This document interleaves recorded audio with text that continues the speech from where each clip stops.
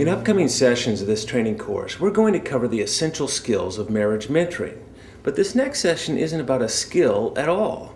It's about what you bring to the mentoring relationship regardless of your skills. Yeah, it's about hardwiring, how the gender differences between men and women impact your mentoring strengths. Volumes of research in this area can be summed up in one little phrase: men analyze and women sympathize. It's as simple or as complex as that. As we started this process of being marriage mentors, it just continued to open our eyes to how different we process. It distilled the differences we had in how we work together. I would say I'm more the analytical type, and you? I'm the one that is watching more, how people are responding, what they're feeling, the expressions. That's right. Relative to men, women are more inclined to be focused on the present. They seek to build relationships and make connections in the here and now.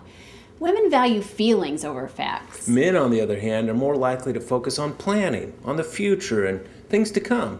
Facts over feelings. Being around football for as many years as I've been, one of the things that I'm called to do is make things work very quickly, tell it like it is, so feelings are just sort of, who cares? Because we have to make adjustments.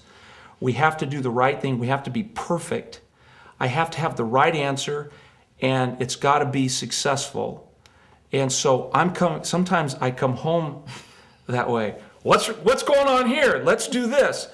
I've got these quick answers. I can fix things in my mind. I can fix things really quick. The toughest part about listening for me as a husband is always wanting to solve the problem. And so as I hear an issue being shared by a couple wanting to interject in, and something that my wife gets on me all the time about is, I don't need you to solve the problem, I just need you to listen. Research has shown that women tend to want to build rapport, while men tend to want to give and receive the report. This is so true. Men, we really do like to be in the know. Give me the report. Give me the bottom line. Bring me up to speed. What's for dinner? Did he get this? Do we need to do that? We like to be in the know. Not as much for women. Yeah, for women, the conversation is more about building an emotional connection in the here and now, not so much about exchanging the content or the information. We really value building that rapport. Now, some of you might be thinking, we're the exact opposite. I'm more analytical and fact-oriented, for example, than my husband. He's more sympathetic and feelings-oriented, or maybe vice versa. And actually, that can be true. Yeah, for about 10% of the couples, the situation is reversed. Rarely, though, are both spouses primarily analytical or primarily sympathetic. And that's exactly why, as a marriage mentoring team, your work together is so powerful.